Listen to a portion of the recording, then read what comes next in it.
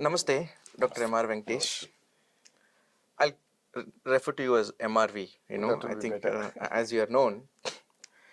But I think so far I have known you in many different avatars as a public personality. But now I know you through your book, Retaining Balance, The Eternal Way. The title itself is very interesting, but I will not, you know, talk about that right now. Towards the end, I'll talk about the beauty of this title. But what's important is that you have written a fine book that can at once be considered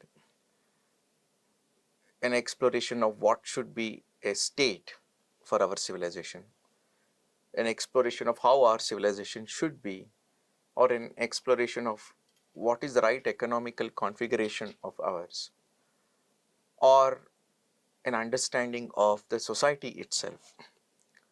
So it's interesting that four completely different dimensions come together, form a single cohesive book, which is truly an intellectual book. And it's not just an intellectual book, it weaves together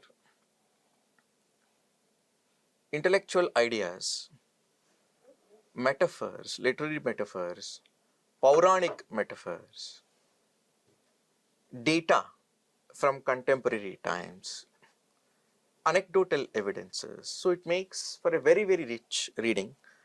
And I congratulate you for this book. Thank you, sir. And also, uh, this is a book that the society, the academics and the intellectuals must engage with a lot more. And I hope that this journey begins as we speak.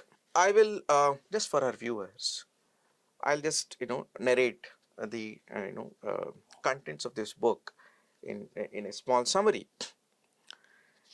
It starts with I love where it is dedicated to. It is dedicated to the civilizational god, Lord Rama. So there is a message that you're communicating there also, and the key words itself are so interesting. It represents the kind of concerns that are there in the book: family, marriage, culture, civilization, monogamy, polygamy, economics, implosion, discipline, excess, rights, duties, citizens, society, welfare, markets. Let me not read the full thing, but finally it ends with Ramarajya. Literally, the contents, the chapters, the way they are organized are actually, while if you read the table of contents, you will not get the flavor of it because it's poetic. The TOC is rhetorical, whereas the keywords really represent what the way you have presented the book itself is very innovative. This is not the way typically books are presented. How intellectual books must be presented is something that your first few pages say. Let me not take much more time, but a thing that I always wanted to ask while reading the book was, what made you write this book?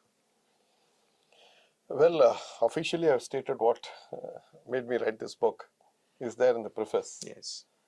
And I was fascinated by this issue that family is a centrifugal force and Grihastha Yes. is at the central of all economic activities. Absolutely. And this has been sold to me as an idea in my interactions with many people in the Swadeshi Jagaran Manch, and more specifically Sri Gurumurti ji. And of course, by and large, Swadeshi Jagaran Manch dialogue amongst people has been that family is important and the family has to be given weightage, and it has not been given weightage in modern economics, and nor it is present as a word, much less as a concept in the Constitution. But the trigger for it was the purchase of the book 10 Great Economists, which I purchased in a hurry in Chennai airport. And it was dedicated to the family by the author. So I thought there will be something that probably I can do a deep dive and be a countervailing force to what Swadeshi Jagaran Manch often discusses internally. But to my dismay, after the first page where the author dedicates the book to her family, there is no mention of the word family in 10 great economists. Beginning with, say, they begin with Adam Smith and go up to Karl Marx. None of them ever talked about family while discussing economics. So that I thought was the missing link in economics. And I thought, let me make a deep dive. And coronavirus did help me a lot, I must say. So I could sit peacefully at home. And by 27th of March, I was beginning to write much of what I wanted to write. And it was completed by August or September, with a few chapters here and there, editing and other things took another 1 year. So to complete. I can see that, because if there is one thing that is a continued concern in throughout the book, it is, what is the position of the family, and how must the economy either serve the family, or keep that at its center in everything that it does. As you rightly presented in the book, uh, priming the individual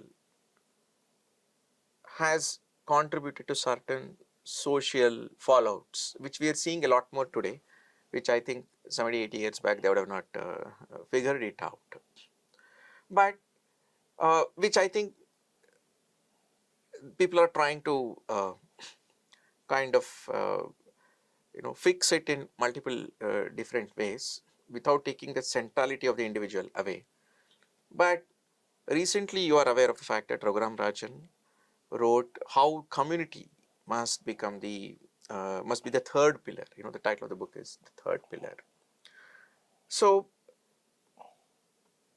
how do you look at family versus community being the central concern of economy? What must be the primary concern? Is it family and through family towards the community, or is it from community towards the family?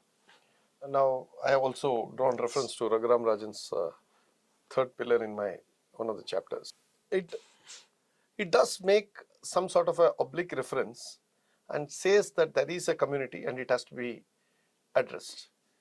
While I accept that there is no mathematical formula as to how to draw strength or provide strength to the community by the family or from the community to the family, there needs to be a balance between community and the family. Community and family cannot be working distance from each other, much less as a not even as a countervailing force, I would say, as some sort of two different universes. Correct. They have to come together, and the views of the community are as important as that of the individual, as that of the family. I have never said, as you said, prime the individual, and I never said destroy the individual. I said individual has a role, family has a role, and the society has a role, the community has a role.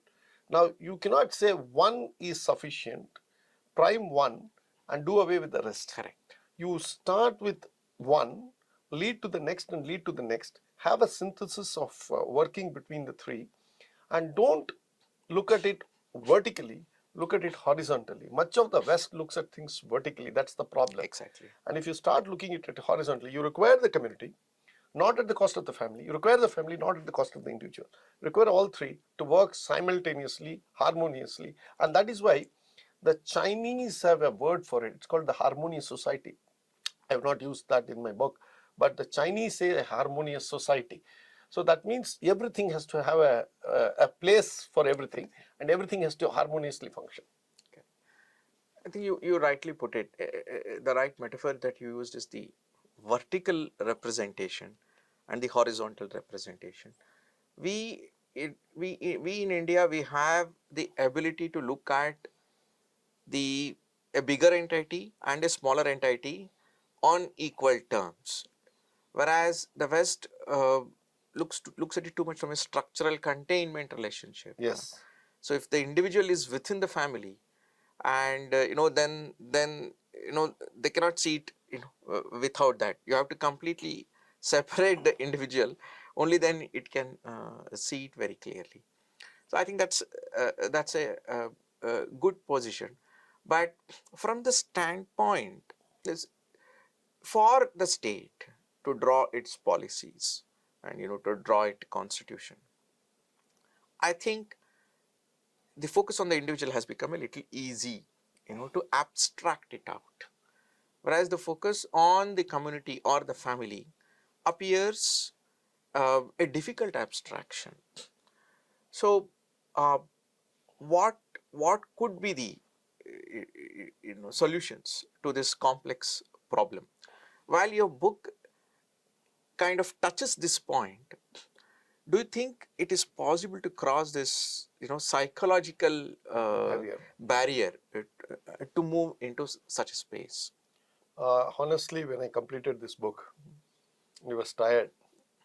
Ratanji Sharda, one of my very good friends, Yes, who has also blurbed it. Calls me and says this is an incomplete work. Yeah, seriously, I felt it.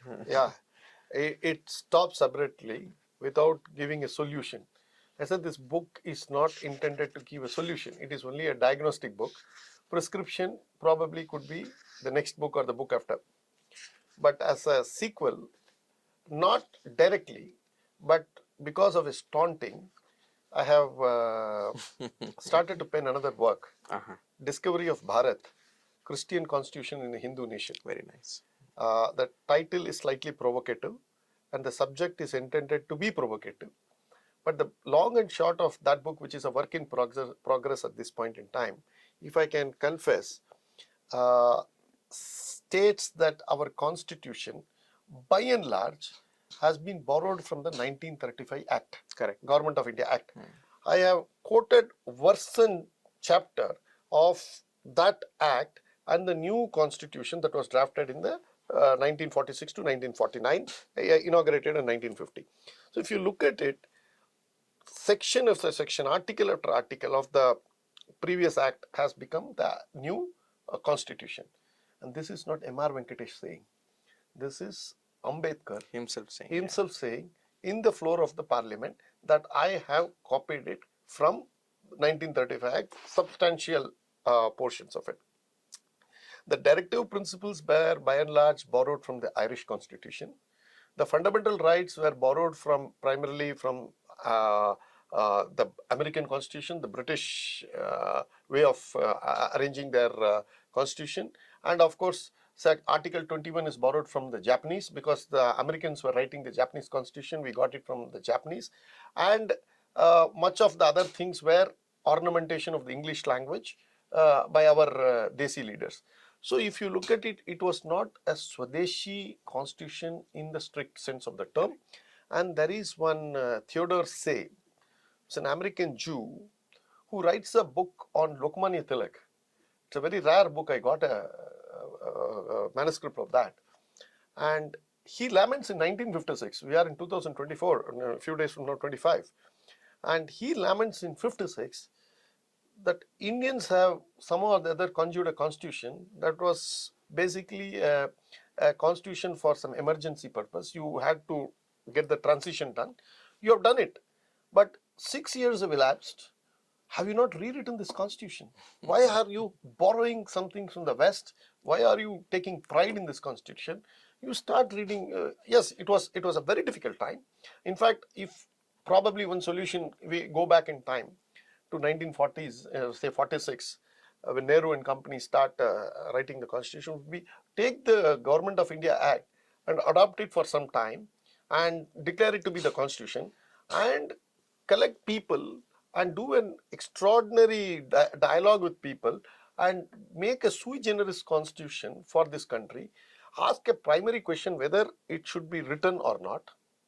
Two, if it has to be written, whether it has to be written in any Indian language or whether it has to be written in an English language, which creates a problem for us to understand ourselves better. For instance, we have said we want to have a constitution of that gives justice, fraternity, equality, so on and so forth in the preamble. Simply, I would have put, if I were to write it, I would say, let this be a dharmic constitution. Dharma encompasses so many things, it's multidimensional and lends itself for any number of interpretation. Justice is by and large a very narrow situational construct, a situational one. So is your fraternity. Now, fraternity, yes, I understand up to a point, but you borrowed it from the French, and the French don't have it now in their constitution. So you see, so we are by copying from ideas from the outside world, we did not probably do justice to ourselves.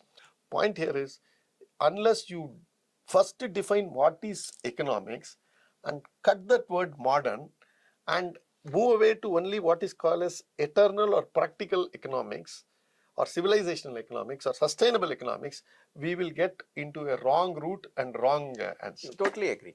I think so. That is the central concern of your chapter 4, Yes. where you talk about culture is it is the emerging frontier of economics. Yes. So a new way of looking at moving away from these problems is not to give that primary that pedestal that we have given to economics in isolation to other dimensions of life. Can we say that? Yes, it is both influenced by life and it influences life. It is a piston like, whereas you try to push variety of things and certain issues have a countervailing force on you on economics.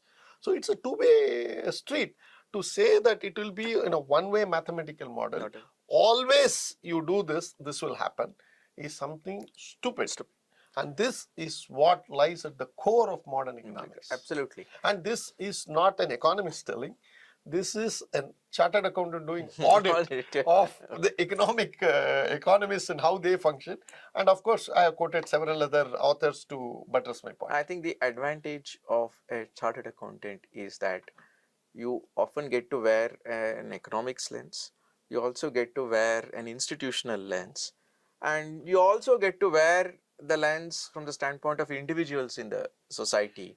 So you have a threesome a 360-degree view, because that profession is divine and has helped me a lot in my career growth and also my intellectual prowess, because you deal one with the arm of the state, you deal with numbers, and you can ask questions. So questioning becomes natural. Like a PhD scholar, you are constantly questioning. Probably we question something more than a PhD scholar.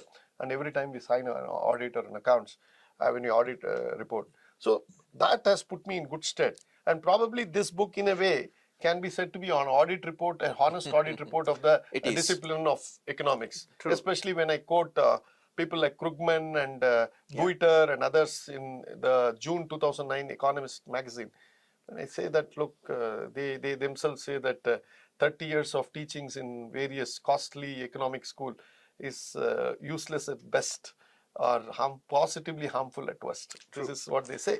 In fact, I must admit that when I was reading the first 2 chapters and then I came to the 3rd chapter, I was wondering where the book is going, because those 3 chapters talk about the destruction of the family and the and the in turn destruction of the individual because of the destruction of the family, which modernity is refusing to accept or maybe trying to come to terms now.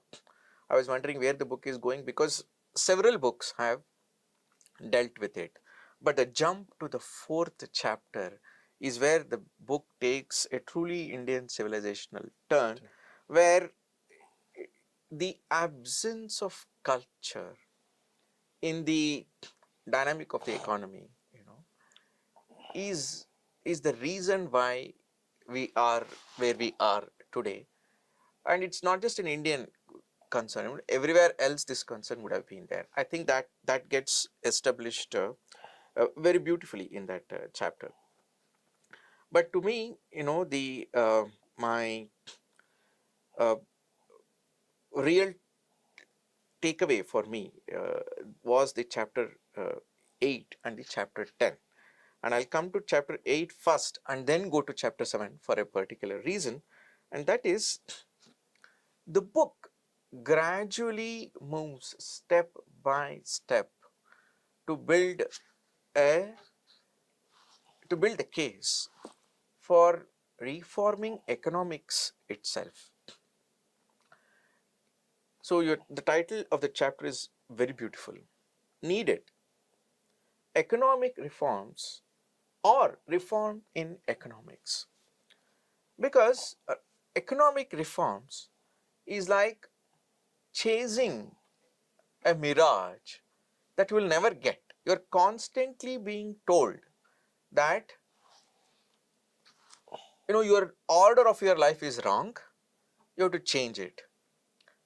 And each time you are talking about a reform in economics, it is subconsciously deriding of the society, and you're creating something without using mathematics to create something without mathematically proving that it will work or not. And every 5 years you want to keep on telling you have to reform and reform. So there's almost religious belief in the reform. But you made a fantastic case for how economics itself needs to be reformed by bringing in other dimensions of life into economics. Now, for us, once again, the challenge is this, that it is easy to think of an economic reform, because what happens is that you will always position a particular problem in today and propose a solution that appears to be solving the contextual, solving the problem. But here we are talking about restating the fundamental parameters of economy, just somewhat beyond the grasp of most people. And we are also, by being trained in the modern education, we have lost the ability to appreciate the role of culture, etc. Until Richard Thaler came and said that, the rational man, imagination of a rational man is somewhat faulty, and now slowly, they are trying to look at behavioral economics and so on and so forth. But personally, I feel that the reforms in economics, that there are many more elements that need to be positioned intellectually, that so that people can begin to think of it. So while you have made a fantastic beginning, but do you think that chapter is complete, or is there a complete book in that chapter? Well, that's a very difficult question. Shiva, I must confess, this book for a professional who is probably fully engaged, but for a thing like COVID would have been impossible, though you would have got all the ideas. Point I'm making is chapter 8 is probably in its embryonic stage. Correct. I must confess. And this will require enormous amount of introspection by the Guild of Guild of Economists to come to a conclusion that economists as a class deserve a complete rethinking. They have to go to the boards and start rethinking on where they erred. In India, I am sorry to say that no economist wants to think on cultural lines, civilizational lines, because he thinks by doing so he will lose the appreciation of the West. And the Western are not yet in the mood. Of course, occasionally a Zig Ziglar comes in and puts some papers and things like that. And it is not something as celebrated. He is seen as an outcast within the fraternity. So it's a very big problem. The bigger names would not accept that the discipline of economics has gone awry, and everybody is looking for a validation of that. And in fact, if you look at that, also I have dealt with in one of the chapters, that IMF or any of the peer review journals, even the questions, per capita questions, has come down for every paper that is put in, from 5 to 2 in the last 50, 60 years. Nobody wants to be questioned. Nobody wants to be seen as questioning. If you are questioning, you are seen as some sort of a rebel, and rebel without a cause and without a pause. Yes. So you are branded as some sort of an outcast even before you enter. Nobody wants to take that challenge. So that these are all not good signs. These are all not good augury for the discipline of economics. I hope probably some, not that it's my book, in the sense I have written it, I'm distancing away from it, I'm a dry as a dust, deracinated from a book, and I should say that I'm really indeed surprised that somebody has picked up this book for some discussion. I would feel that if schools, colleges, academicians, and theoretical practitioners or economists start doing that, and probably I can contribute in that. But to think that I will write another book on chapter 8, more specifically trying to deride a whole profession, when the entire profession is going to say no to it, and there is nobody who is going to stand by me. Probably Shiva will stand by me. Okay, so it's not worth the trouble. Instead, I must urge, or this chapter 8 must be seen as a challenge, as gauntlet thrown at the pantheon of economists. And they must say either they are wrong or they may say I am wrong. Now, there is radio silence. Correct. Now, that radio silence is worrying because probably today the rigors of accepting or rejecting a challenge does not lie in much of the academic world. True. Academic world only wants to be drinking ganne ka juice. They don't want to eat ganna. So I hope you get the metaphor. Absolutely. Okay, so nobody wants to go through the tough way of challenging or rejecting. Either way requires some, or even accepting. That's a beautiful metaphor. Yeah, so they want to take the easy route and say, let sleeping dogs lie. So I think it's for the profession of economists to answer that, not me. Fine, I take that. Although I would say that this question of mine puts that desire in you to write another book on that. Okay, but I agree with you that you have sowed the seeds. Let us see. But I agree with you that some problems are to be solved by the larger fraternity than by individuals, and the economists have to, not just the economists, the statists, economists, culturists, all of them have to look at what is the right disciplinary organization. Should we ever have these disciplines to be isolated at all? Traditionally, India has always been multidisciplinary. Yes. For the first time, it's a Yugapallata, as we call it. So in Kannada, all the major thinkers have called the colonial and the post-colonial era, that transition as Yugapallata.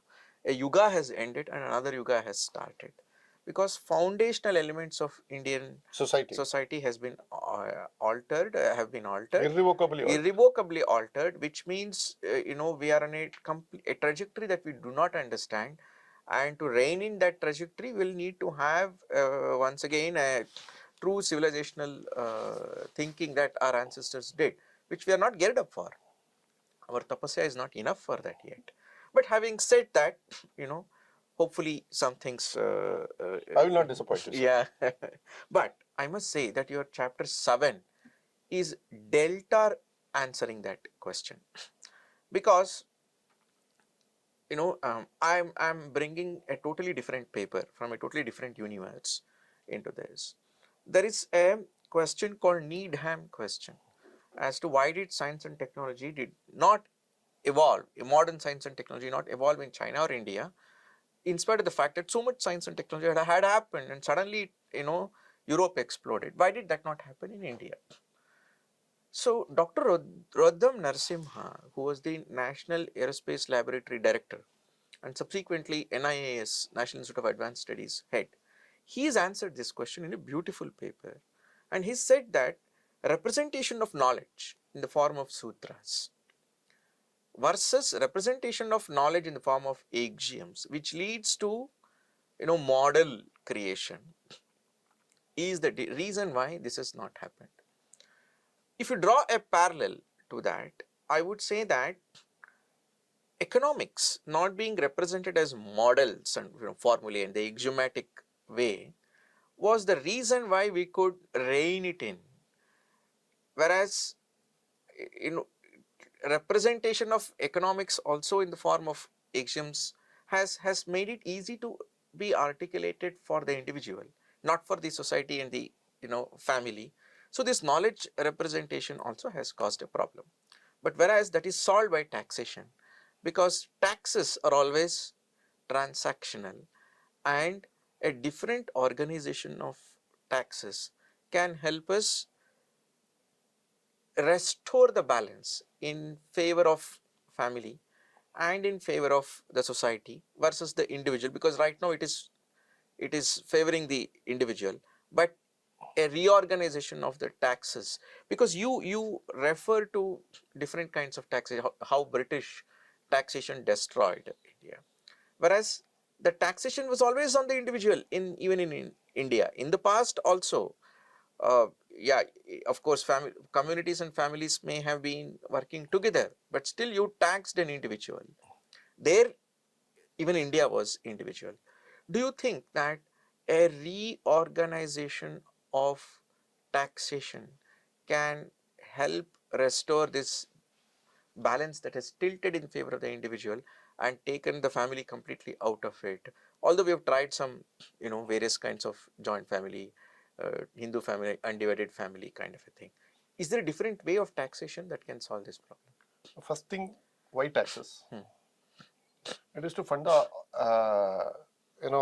activities of the state. Yeah. That raises the next question: why the state? That raises the next question: what activities of the state? Yeah. That takes the next question: should the state engage in this activity, or individuals or society should do it? So there is a plethora of questions. Yes. Then only you come to a conclusion: state must tax, and if so, what should be the outer perimeter or inner perimeter? These are the things it should do, and then it should match it to the taxation.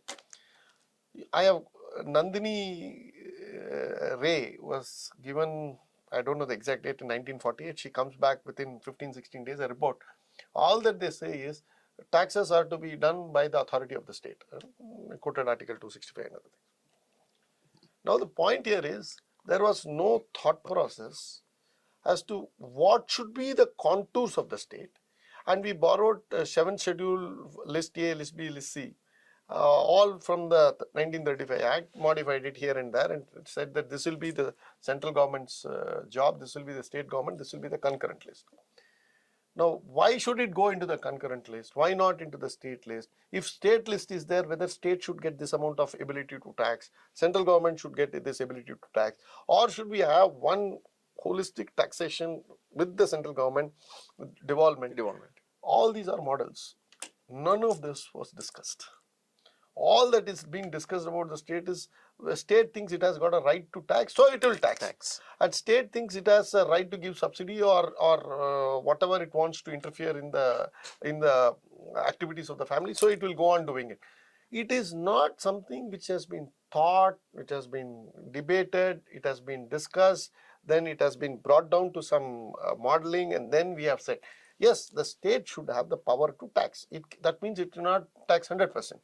Why 40%? What is the scientific reason of doing 40%, 30%? Why should have GST at 18%? Now, GST, there will be some modeling and other things, but GST is of 2017 vintage. And even today, GST is work in progress. Every day you see something or other being moved up and down. The point is that it is no civilizational connect. It has no bearing on the individual rights, duties. And I also say that civilization, a state and the individual, taxes are the umbilical cord. It links the state to the individual, no doubt. But what should be the size of the umbilical cord? Should it be 10 meters? Then the baby will get suffocated in the womb. Or it should be half an inch. The baby will not get anything. So you have to right size the state and then right size your taxation policy. You have to do both of these simultaneously. Unfortunately, this debate across the political landscape has not happened. And this is a very unfortunate thing. For this reason alone, probably the constitution has to be revisited fully. So it's an interesting point, which I think now I'll move into your 10th chapter, because that is what is talking of what is the right size of the state. Since the title of the chapter is very interesting. Rajya is less of Lord Rama, more of Rajya. Metaphorically, that's true, although, literally people will take exception to such a titling, but, rhetorically that is correct. So, you summarized it very well, that it is about right sizing of the state. So, in your book, although you don't explicitly say that, but the exploration leads to a two-pronged, not solution, but two-pronged exploration of the solution. That is, one is how do we right size that state to align it with the civilizational values? Exactly, exactly. Point number one. Point number two, consequently, how do we, not consequently, but how do we right size The state. taxes in alignment with the civilizational realities? So, if you tax it correctly, for that you need the right kind of state, right sizing of the state. And if you right size the state, it will lead to right kind of taxation, because fundamentally taxation is actually, which is not stated, it is stated in on moral terms, on welfare terms, but it is fundamentally a function of how the state is, what is the size of the state. It is, you are actually serving the size of the state and not so much the welfare. It's something that nobody will accept, but it's the ground reality of our times. So you have suggested two solutions. The right sizing of the state. You made a drastic point that it requires a significant redo of the constitution. But my question is that, is it possible to continuously curate the our laws and gradually lead to that right sizing? What aspect of the constitution has made it difficult to evolve it into a right state? See, right size. The constitution is very flexible. It is the political rhetorics. Exactly. And I would say constitution fundamentalists in this country who have elevated constitution from being a practical book to some sort of a divinely ordained book which can neither be altered nor to be done. And the interpretation of the Keshavananda Bharati judgment, where they have added the basic structure. When the judgment is not on the basic structure at all, it was a sense of the court. And that is the biggest hogwash that we have all peddled for the last 30 years. And in the book titled the same thing by the late senior counsel Andhya Arjuna, he has exposed all that as he was serving as a junior to Sirvai. And he has brought out a brilliant thing that there is nothing called a basic structure. So we don't see God, so we create one in the form of a basic structure. Then we say all this basic structure cannot be altered or shared.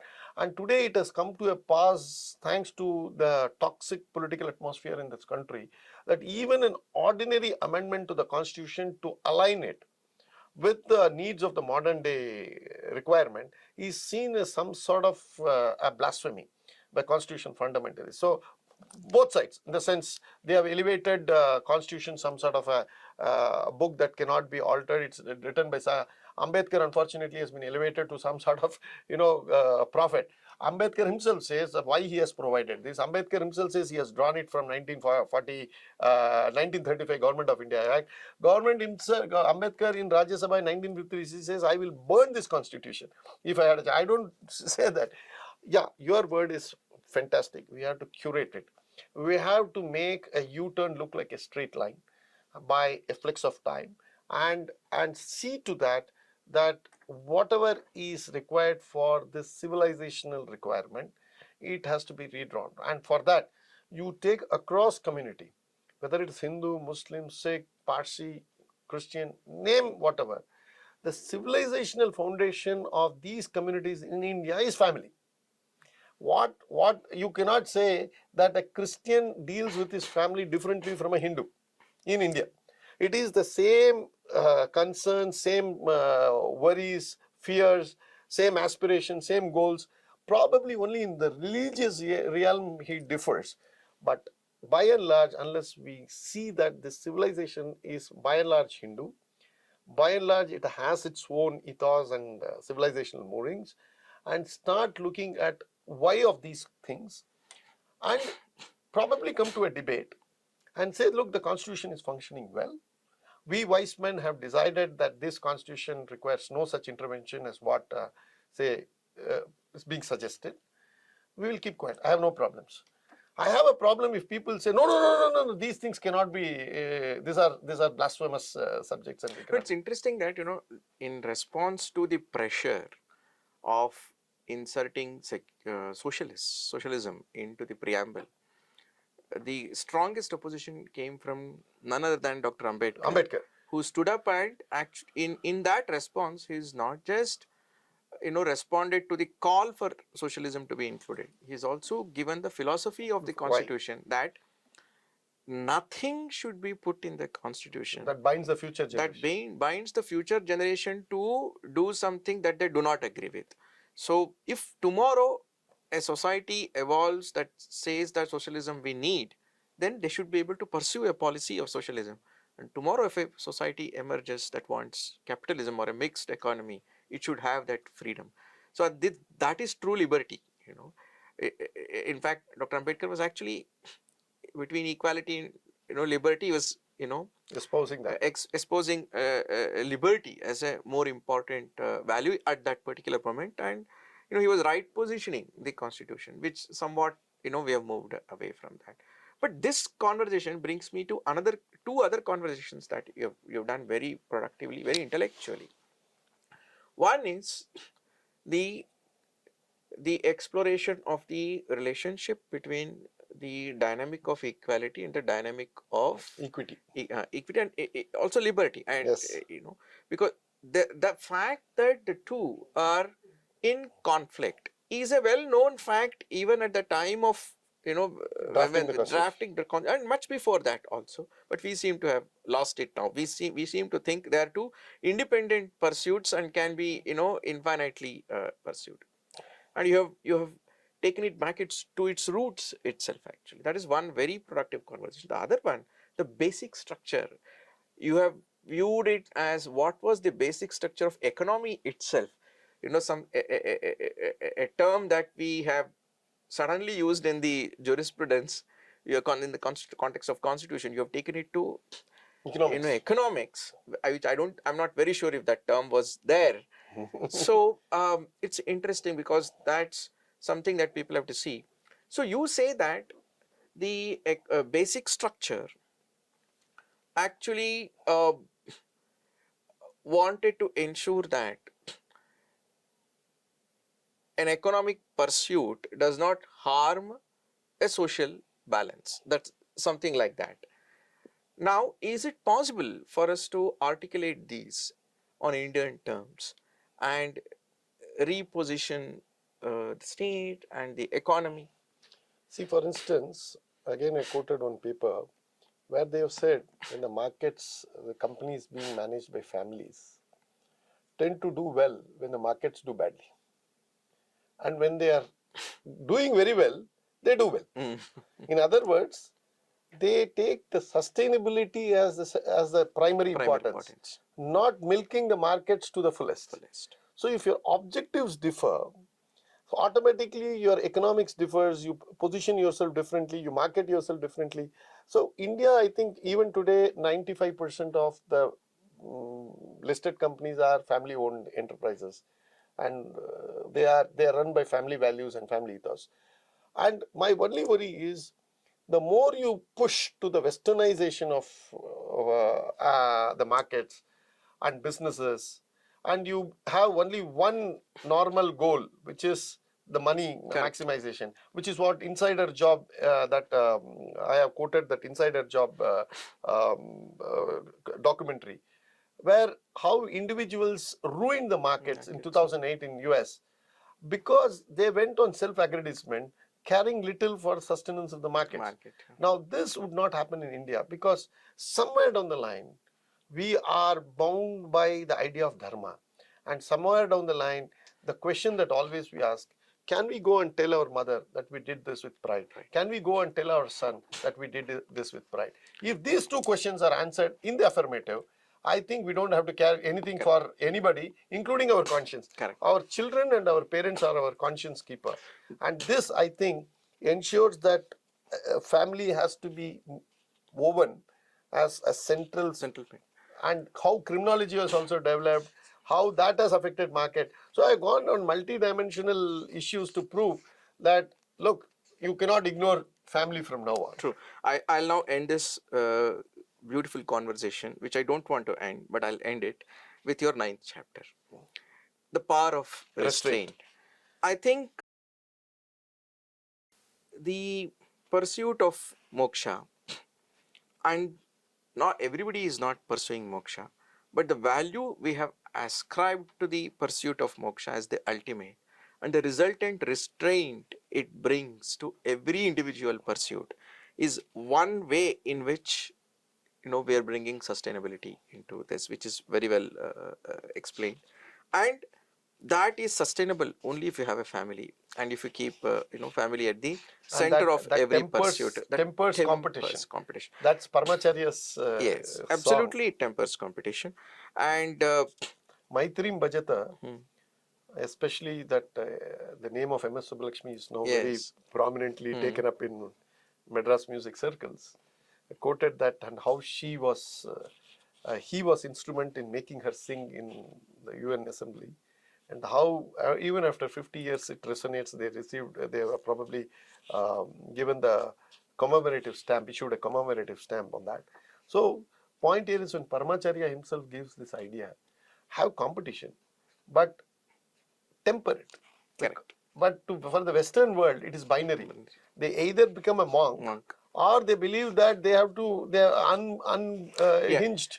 So this is I want to bring another book to the conversation, which which we spoke here. Professor Kundan Singh's book, which deconstructs James Mill's the history of British India. In that, there is a chapter 4 where he talks about various binaries and how India constantly creates an engagement between binaries and creates balance, whereas the West constantly operates in binaries, primes one, suppresses the other in one era, and then reverses the relationship at another time. So there is always an eternal conflict between two binaries. So when you're mentioning that, I was you have mentioned the Maitrim Bhajata also here.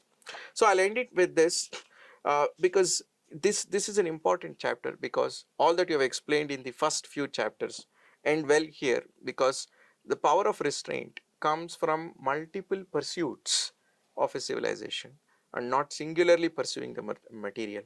And multiple pursuits will come only when you have primed a pursuit of moksha, a higher goal. A higher goal, and that is sustainable only if you have a family as a critical institution, which economics cannot ignore and then hope to create a sustainable model society. Now I'm coming to the title of your book, which is Retaining Balance, the Eternal Way. Retaining balance is fundamentally the pursuit of dharma. Balance is, in one way, it's one dimension of dharma is dharayati iti dharma, which means that which sustains and upholds and creates a balance is dharma. So one aspect of your title is about one critical dimension of your civilization, that is dharma. But why dharma? The second sentence, the eternal way, satatya, is the other pursuit. Through dharma, we are seeking to create an eternal model and a sustainable something that creates a continuity across time. Alone can create eternity and an eternal balance. And that in Indian philosophy is the relationship between Srishti, Sthiti, Laya. So your first sentence, first part of the title is dharma, and the second part of the title is satatya, which comes only with the exposition of Srishti, Sthiti, Laya, which is the fundamental exposition in all of our Puranas. Puranas' first few chapters are about this. Thus, in English, you have represented a very civilizational set of concepts. We can continue this Shiva, forever. can I say something? Yes, please. No, I would not have explained the title far better than what you have done. I think I should thank you for this explanation, because had you posed this question to me, I would have probably not been able to be articulate as you were. So I think you have taken much of the burden off my shoulder. So thank you very much. Personally, I'm very enamored by the Purushartha, which is central. Dharma is of which dharma is very central for the individual, which connects the individual to the universal dynamic, which is Srishti, Sthiti, Laya. So this engagement has always fascinated me, and whenever I see an expression that is close to it, I'll never miss it. Thank you. Thank you. It was a pleasure talking to you, and it was an even bigger pleasure reading this book, which I'm strongly recommending that it must get the due it deserves. and it must get its due not just because the book is fantastic. It must get its due because it is important for us as a society. It has come at the right time for us. Although I would say that I am surprised why in the last 2 years it did not get the attention that it deserves. But I think we've reached a state where uh, we absolutely must focus on this. Thank you very much, and I thank Mythic Society for this opportunity Yeah. to talk to a genuine intellectual, Thank Dr. you. M.R.V. Thank you, sir. Thank you.